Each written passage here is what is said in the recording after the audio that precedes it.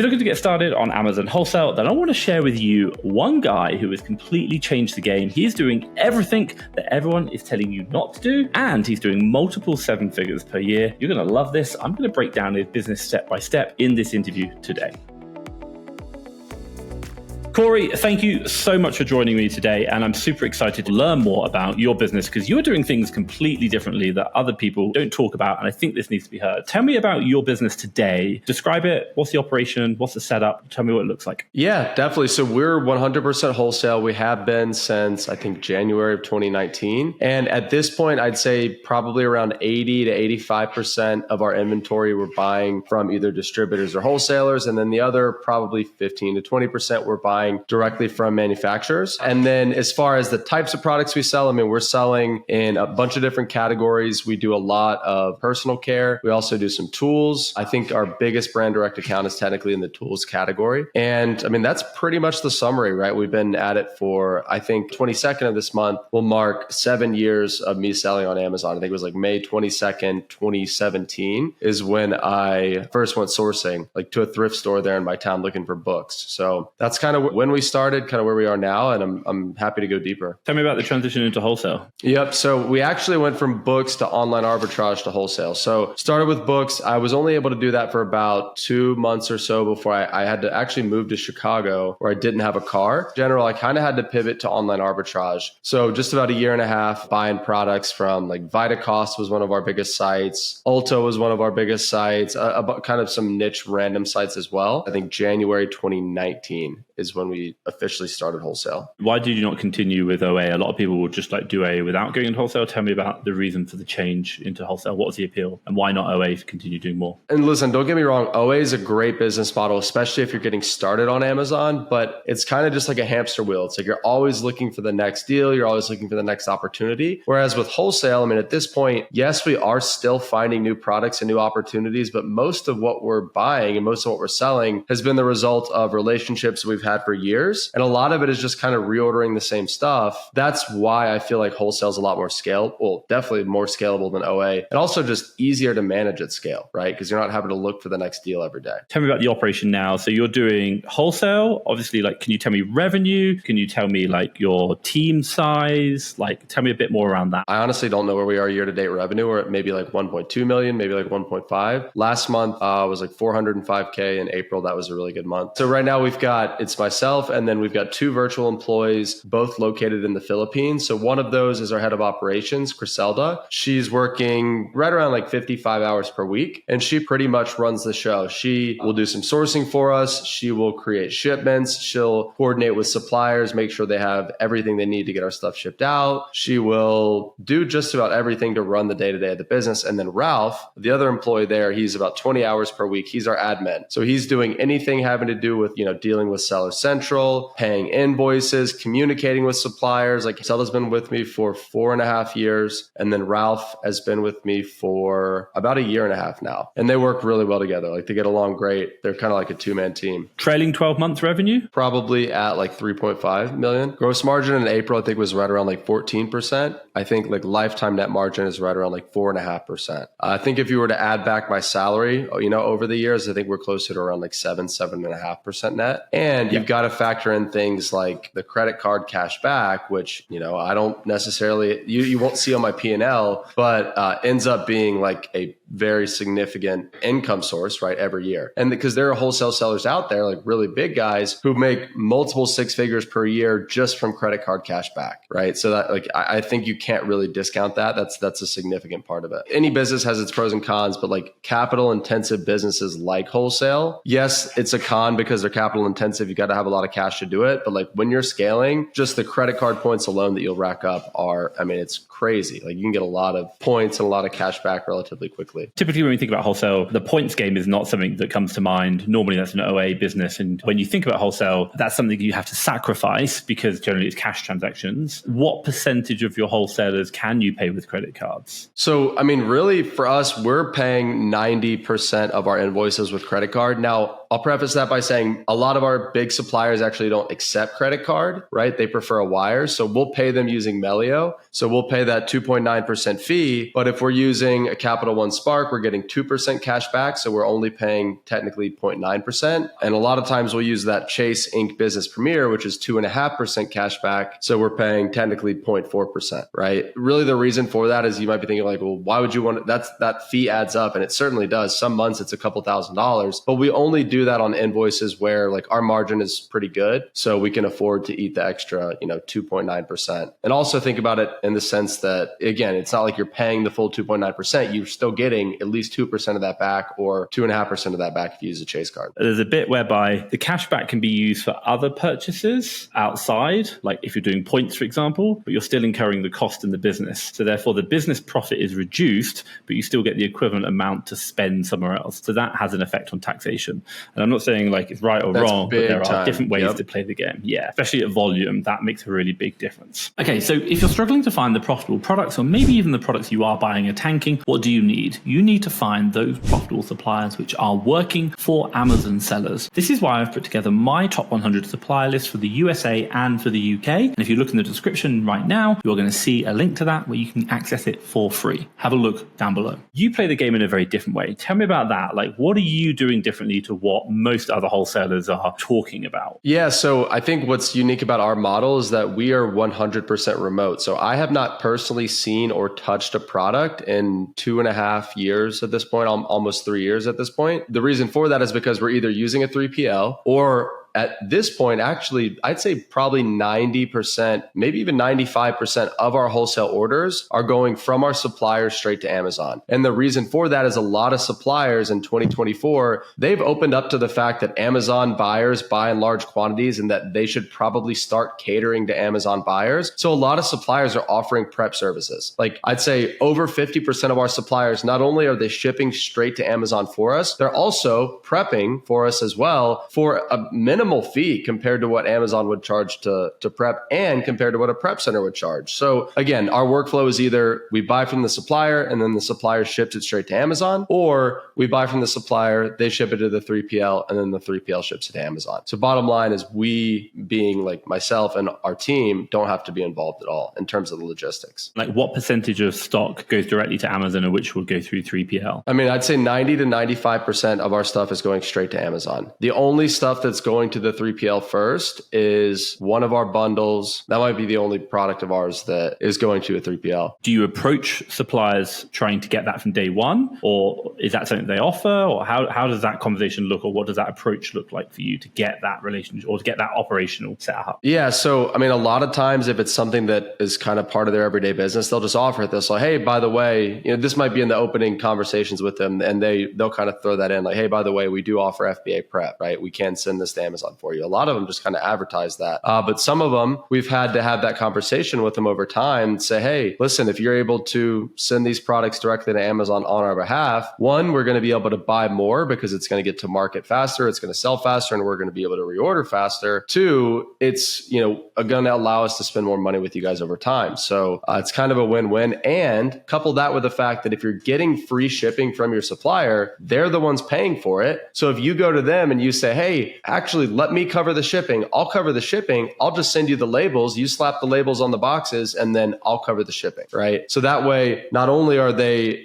they're now saving money and they're able to kind of do the service for you. We've had success with that before. Like when we talk about doing things differently, so a lot of wholesale YouTubers or gurus will be talking about you need a warehouse. Why did you not go down that route? Why do you not have a warehouse? Well, so actually at the beginning we did. When we started getting like more heavily involved in wholesale, I actually had a storage unit for a good amount of time, and then that turned into 2 storage units, and then I think we had 3 at one point. So I was doing a lot of prep just out of these storage units, and then we moved out of the storage units into about a 2,000 square foot warehouse. And from there, I pretty quickly realized, I'm like, listen, I don't enjoy managing a team, here internally. I don't like showing up to this warehouse every day. A lot of stuff was piling up in terms of returns and just boxes, and there was just a lot of waste. So I was like, you know what? let's get rid of this warehouse. Let's outsource to a prep center and go that route. I mean, it was a pretty almost like impulsive decision. I was listening to a podcast one day and the guy on the podcast was a prep center owner talking about like, hey, if you're a business owner, just outsource the prep to people where that's their strength, right? And then you focus on your strength, which for us is sourcing and building a really good team. So that just made way too much sense. And we just made that kind of impulsive decision to outsource that. I know a lot of Amazon wholesalers, and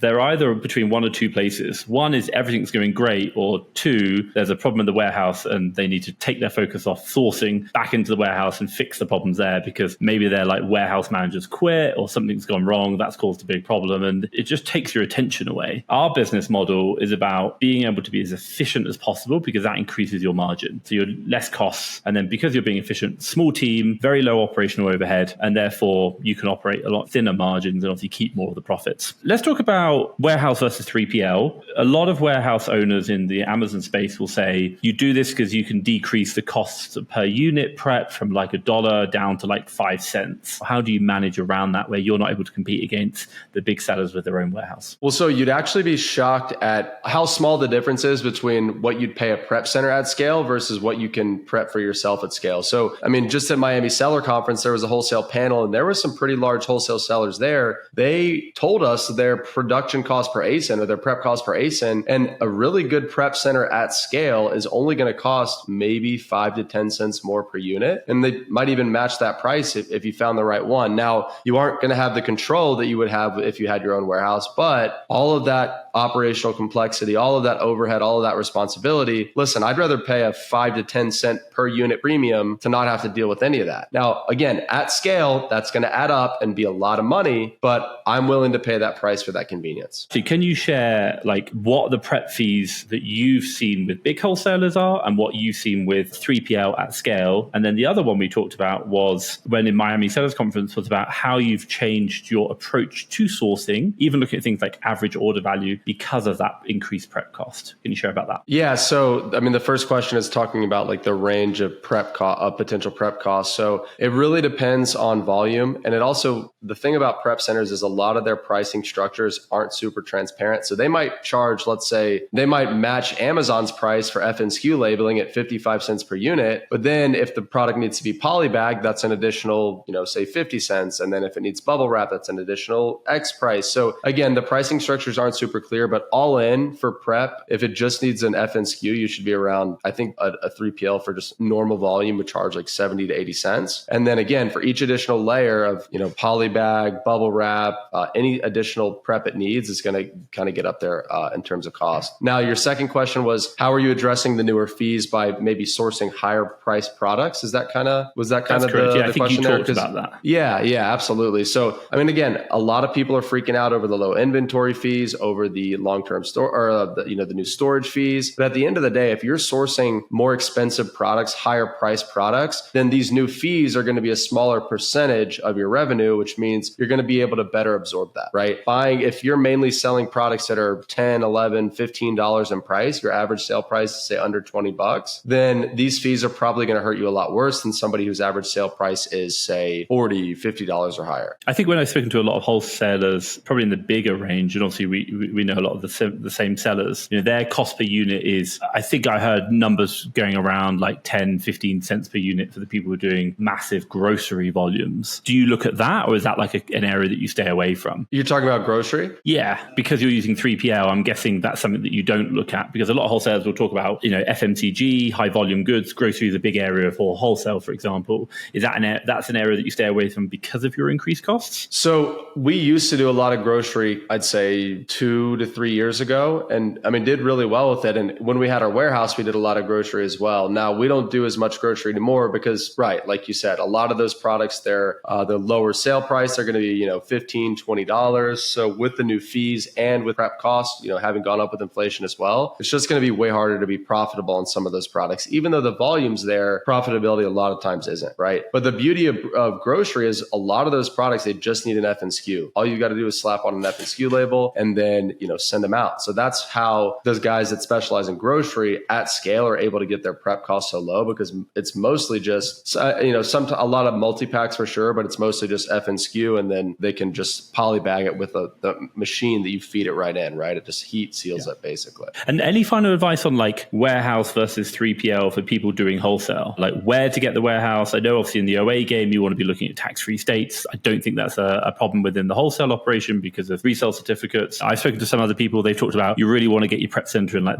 the middle of the country because that works really well. Or if you're doing like East Coast, any kind of final advice on wholesale prep centers? Yeah, so I always recommend people have one on the West Coast, one on the East Coast. For us, that's worked well because most of our suppliers are East Coast based and we have one or two that's on the West Coast. So for example, right now we have one in New York and we have one in Savannah, Georgia, and then we have one in Oregon, right? So that pretty much covers us. We don't buy a lot of stuff out of the Midwest, so we don't need anything kind of more internal. So let's talk about your VAs. Like I'm a big VA fan. I'm amazed that you're able to do over 3 million in revenue, and I think you talk about 3.5 million with effectively 2 staff in 80 hours a week. How does that work? Tell me about the operation. Tell me about how that physically works. Are you working 100-hour weeks, 150-hour weeks? What does it look like? I mean, like honestly, on the Amazon business, not very much at all. I mean, less than an hour a day, like I swear to God. And the reason for that is because Griselda, over the last 4.5 years, she has learned the business inside and out. And she's been able to kind of step into almost like a general manager role to where, I mean, she's dealing with suppliers, like they know her. She's placing orders. Really, honestly, the only thing she's not doing is placing orders over a certain size to where we have a shared sheet where she'll put those products in front of me and say, hey, this is an order I think we should place. What do you think? But all I have to do is sign off on it. So if I sign off on it, then I'm done with it. She's actually drafting the PO, sending it to the supplier, sending them the shipping labels, sending them the F and SKU labels, like doing everything that needs to be done A to Z to get that shipment from PO to checked in at Amazon and selling, all the way down to like tweaking the repricer as well to make sure that it's being repriced properly. Obviously, you're doing 3.5 million right now. Can I ask what percentage of your products are reorders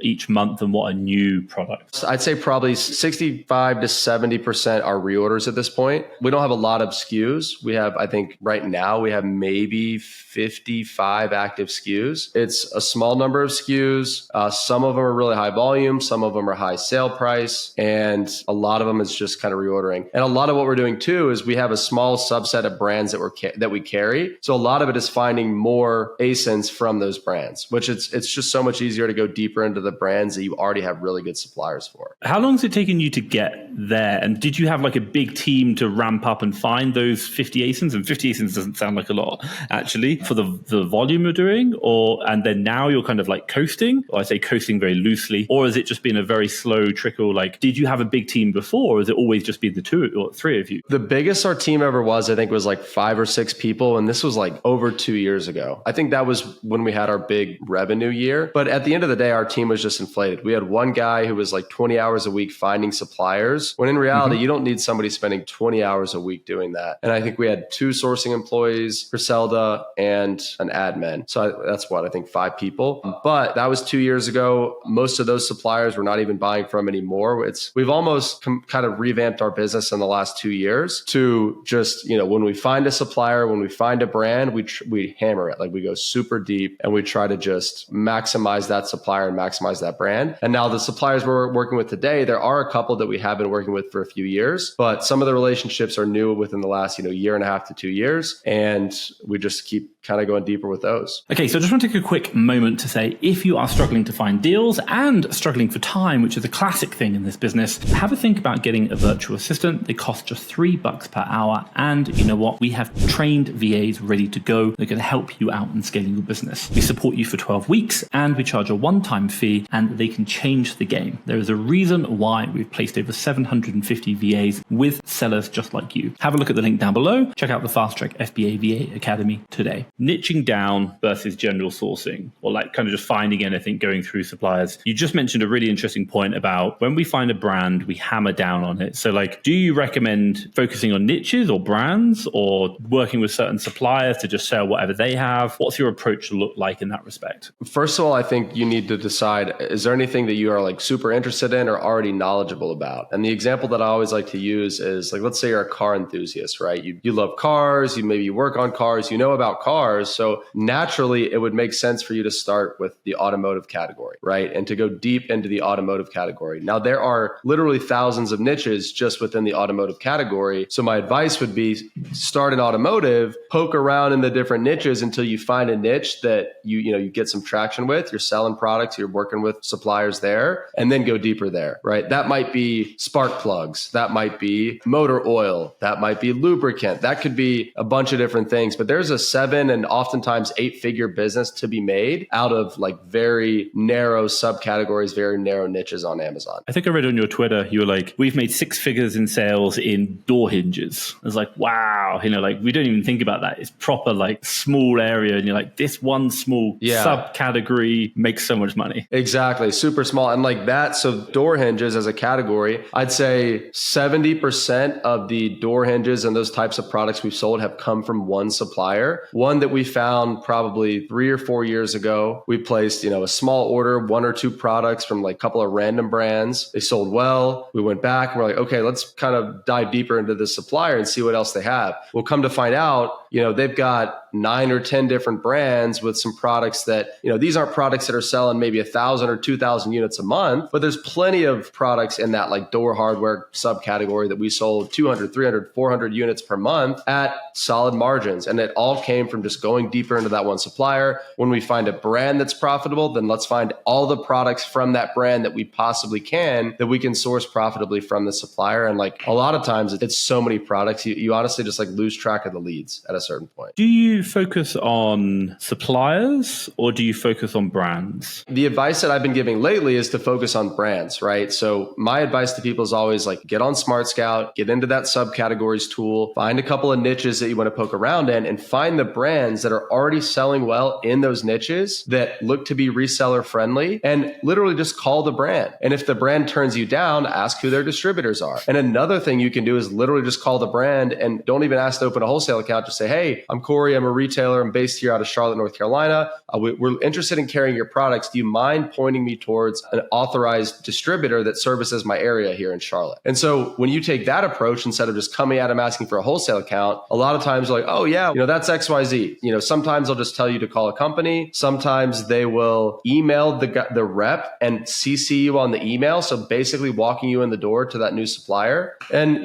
worst you're going to get is a no, but you do that 100 times and you're going to be drowning in really, really good opportunities. Nobody has yet to take me up on that. I'm like, if somebody does it 100 times, like come back and report back and tell me how many leads you have. How many suppliers can you contact in like a day, for example? Give me what does hard work look like to you in opening up supplier relationships? There's a number of that you can contact in a day, but it's a matter of like, is that sustainable, right? If you realistically sat there and grinded for 12 hours straight, you could probably contact, 100 or more suppliers. And I'm talking by phone, right? If you're doing by email too, way more than that. But that's not sustainable. It's not realistic to expect somebody to call 100 suppliers per day for any more than one day or even one day at all. So what I usually recommend is like, call 10 suppliers a day over 10 days, right? Like that'll get you to 100. That's the magic number. You make genuine contact with 100 qualified brands or suppliers, and one of those is going to bear fruit. More than likely, 3 to 5 of those are going to bear fruit. You mentioned now that you focus on brands. You have 50 SKUs. Can I ask, like, roughly how many brands do you carry out of those 50 SKUs? Yeah, I mean, it's like maybe 5 or 6. Wow. And like out of those 5 or 6 brands, how many suppliers do you have for those brands? Yeah, so we mainly buy from probably the same 6 to 7 suppliers. Now, we also have quite a few, call them like secondary suppliers or kind of backup suppliers, where we know that they carry the same brands. They just usually don't have as good pricing. So if we were in a pinch and let's say we couldn't get our product from our first supplier, we might go to one of the secondary ones and say, hey, here's an invoice from your competitor. This is what we normally pay for this product. Can you match it? Right? Because we need to find stock. I love that. I think and we talked just a minute ago about making phone calls for wholesalers, and we talked about 10 wholesale or 10 suppliers per day for 10 days. So now you're looking at 100 you're trying to open up. And your goal is you only need 5 or 6 to make a multi-million-dollar business. How many suppliers have you opened up in your life? How big did it get with the suppliers before you now trimmed it down to these 5? Let me ask that. So in my Vendrive CRM, I think I have like 4,300 supplier leads that we started building in 2019. Now I've contacted probably 80% of those. My open rate back then, and a lot of those are going to be unqualified as well, probably 20 to 30%. But that was before I learned to come with specificity, be specific about what you want,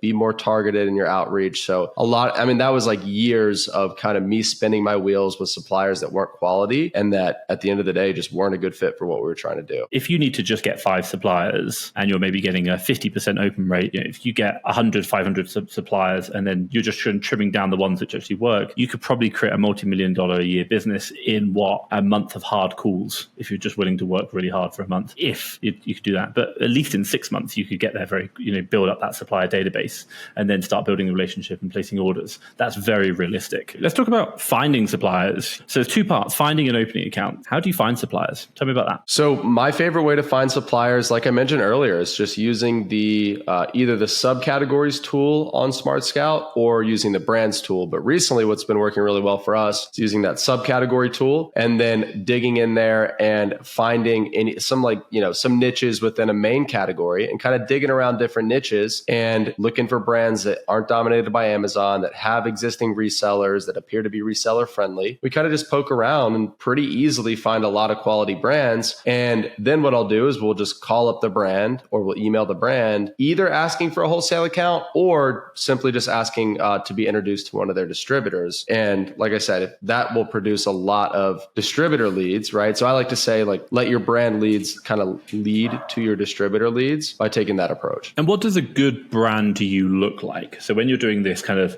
subcategory looking around, if I'm looking around, I find Nike, great brand, but I'm very unlikely going to get a direct account. But what do you look for? What's the specifics of that? Yeah, so there's a couple key criteria. So the first is I'm looking for at least 1 or 2 products that are selling well, that aren't dominated by Amazon, and that have existing third-party sellers, FBA sellers, right? Because if the brand's got at least 1 or 2 products that are selling well, it's probably going to be worth my time. If it's not dominated by Amazon, then I'm probably going to be able to make sales. And then if they're existing FBA sellers, then that means somebody is getting it at a profit from somewhere. So why couldn't I? When you say selling well, what does that mean? Define it. The reason I don't usually quantify that is because selling well is going to differ from person to person. So a brand new seller should buy products that they are only going to sell, 10, 20, 30 a month if it meets their monthly profit goal. Somebody like me who's been around for a while, somebody like you, we might be looking for higher volume products, and selling well to us might be, at least 100 units a month or 200 or 500. So that's why selling well is going to be subjective. It's going to be whatever is worth your time. If I kind of reflect, if you're doing 3.5 million a year and you're doing, I think you said 50 SKUs, you can probably work out the average revenue per SKU and then work that on a monthly basis. And if you half it, you're probably working out the cost per SKU per month and then go, I'm probably looking to say that every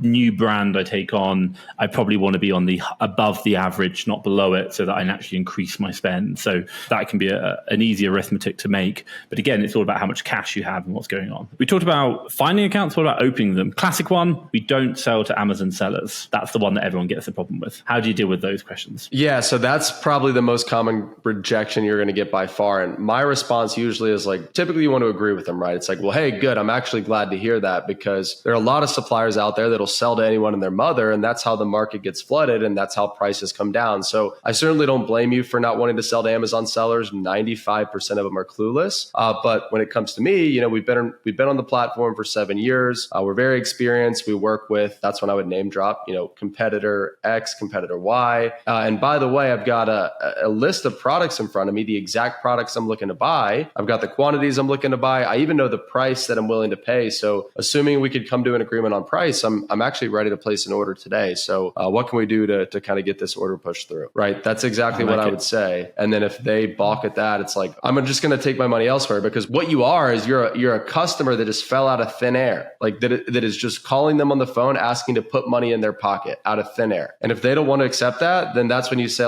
like, okay, that's when you kind of pull back and you're like, okay, well, I'm just going to go buy from your competitor. Like, sure, I'm happy to do that. Like, I'm sure they'll take my money. Tell me about your tech stack in Amazon. So tech stack on Amazon is, so right now I'm using Seller Board for profit analytics. We're using Inventory Lab to create and send shipments. We're using Seller Snap as our repricer. We're using Smart Scout to do reverse sourcing and to lock down find suppliers to contact. And then I believe that's our entire stack. So really just those 4 main tools. And then everything else is kind of just like a nice to have at that point. And then profit calculation and repricing? Profit calculation, we're mainly using Seller Amp. We also have ASINs in as well because I like to compare those sales estimates. And then for repricing, like I mentioned earlier, we're using Seller Snap. We've been using Seller Snap for at least 3 years now, probably close to 3.5. If everyone's getting in contact with you, what's the best way to find out more information? So the best way to find out more is probably through my podcast. So it's called the Amazon Wholesale Podcast. It's available on YouTube, Apple, Spotify, anywhere podcasts can be found. New episodes every single Wednesday. You've been on it. I think you were a guest, episode maybe around 17. But that's a really fun show. And if you want to learn more about Amazon Wholesale, that's the place to do it. I love it. I definitely recommend that. So if anyone wants to know, have a look at the links down below. I'll share them all there.